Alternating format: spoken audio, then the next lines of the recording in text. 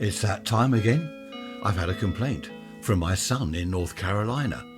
He woke up Sunday morning. Where was the podcast episode? There wasn't one. I was in the Isle of Wight. I did say there wouldn't be one. Anyway, I've had a complaint, so I'll have to be careful in future. What have I written here? I have written 84% humidity, 1020 millibars, 9 centigrade, which is 48 Fahrenheit, and the flag is, well, it's sort of moving around a little bit of breeze from the west at long last. The weather on the Isle of Wight, just for those of you who are interested, was absolutely wonderful. It was like midsummer. Some days were that hot, we had to sit in the shade. It really was like midsummer, and we're only halfway through May. Oh, by the way, the time now, well, where's the clock? There it is. The time now is 6:30 in the morning. Blue sky, sunshine, and the flag has actually stopped moving, so there's no breeze at all. The garden is bone dry. There's that word bone again. Bone dry. So what's been happening while I've been away? What have I missed? What have you all been up to? Raise rants at protonmail.com. I made a load of recordings while I was on the island. Various things we did. I'm going to save all that for Sunday. I won't try and fit it all in a 10-minute thing now. So I can tell you all about the island Sunday, but it was really nice. I must just say hello to Hembo Mint Lump. Hello, Hembo Mint Lump. You'll know who you are. Clive, Amy's dad. Hello, Clive. Oh dear, it made me laugh. I've had several people email me with nicknames. Do you remember we were talking about nicknames? Amy, lovely to hear from you. And that's amazing, your dad's nickname. As I said, mine was Quackers the duck. Hembo Mint Lump. That's interesting. Bruce, hello to you. Thanks for your email. Do you remember I was talking about barrels for water butts, and my dad had one decades ago that reeked of whiskey? Bruce says here that it was possible to buy wooden barrels that had stored whiskey, right? They were about $20. Bruce is in America. They're about $20. And what people did, they put around 5 gallons of good clean water into the barrels. They then roll the barrel regularly for about 6 weeks before collecting the water, which of course was now low-grade whiskey. The government wouldn't have any of that going on, as they were missing out on tax revenue. So they forced barrel sellers to put some obnoxious substance into the barrels that stopped people from making swish, as they called it. It was good while it lasted. Thanks for that, Bruce. That's amazing. So you put 5 gallons of clean water in the empty whiskey barrel, roll it around for a while. So I don't know. I wonder what sort of percentage, by volume alcohol that would be. It probably only tasted a bit of whiskey. I wouldn't think there was too much alcohol in it. Maybe I'm wrong. Brilliant, Bruce. I love that idea. I'm going to order an empty whiskey barrel today. Back in the 70s, we used to brew our own beer, and there were wine-making kits and things like that.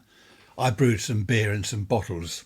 I think I was around 18 years old or something. I brewed this beer in the bottles, put them in the airing cupboard because it was warm in there, and got in from work one evening. This is when I lived at home with my parents, and my mum wasn't at all happy.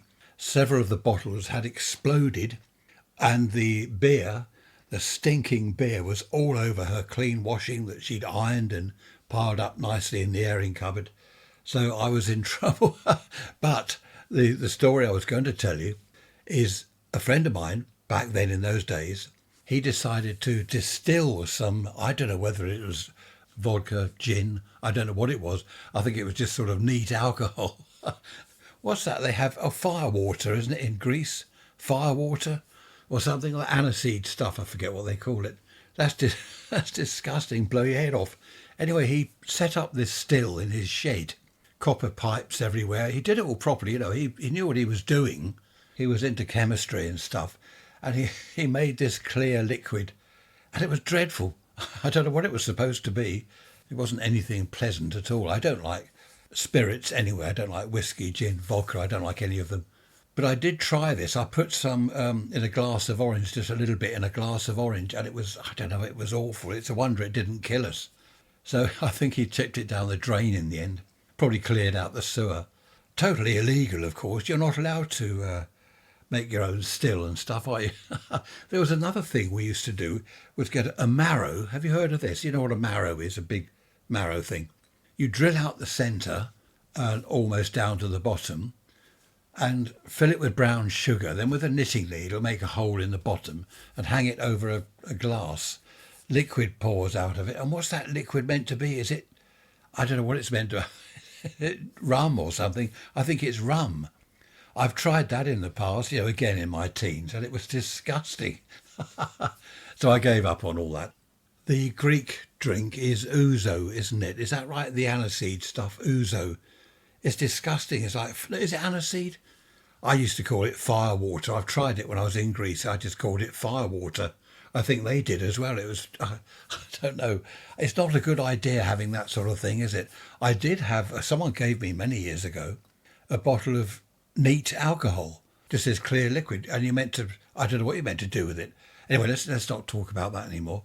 Probably incite people to go and start turning their shed into a distillery.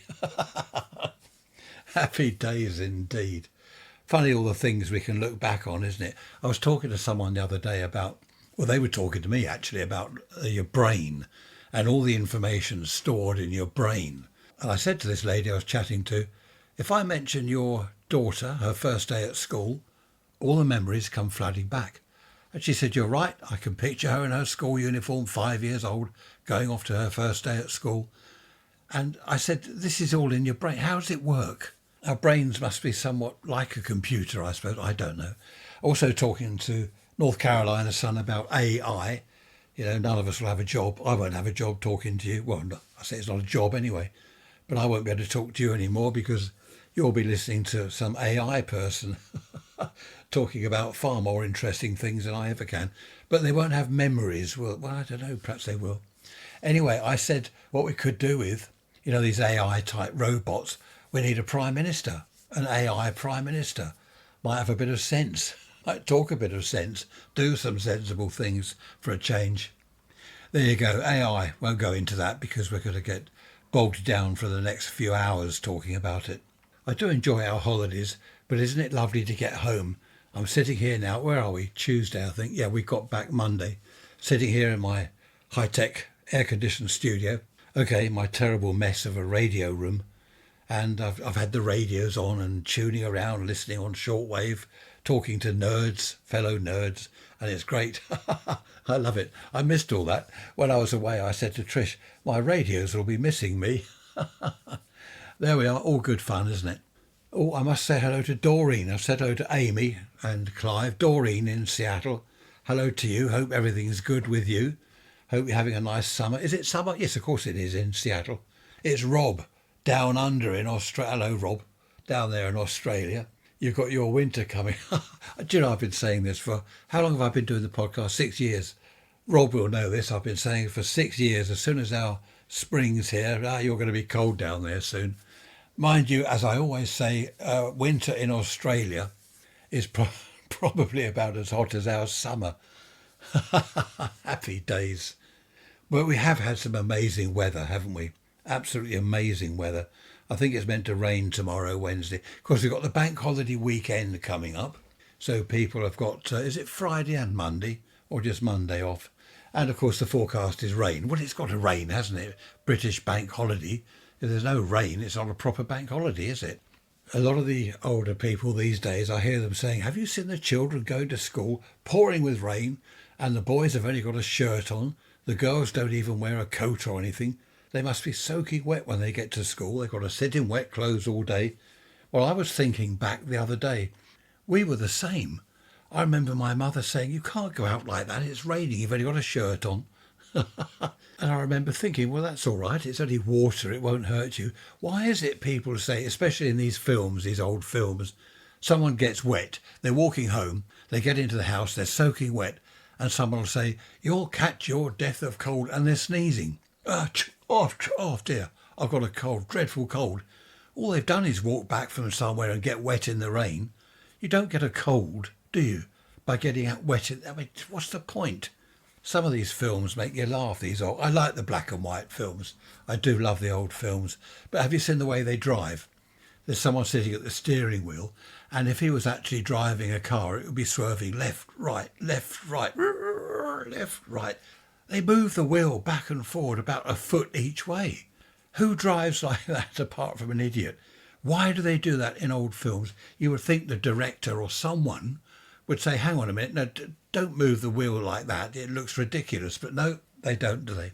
There we are, not to worry. I'm going to disappear now. I've bored you enough. I will be back Sunday with the Isle of Wight episode, so you've got to look forward to. Actually, it's going to take me quite a while to put all the recording bits together and get it all ready for you to listen to. So I hope I'll have time to do that. I don't think we've got much planned. We've got the tip. We're going to the refuse tip Thursday morning, 9 o'clock. That'll be the highlight of the week, taking our rubbish to the tip. And I think that's all we've got planned this week. Anyway, waffling now. Be good, be bad, don't get caught and all that stuff. And I will see you on Sunday. Look after yourselves. Bye-bye for now.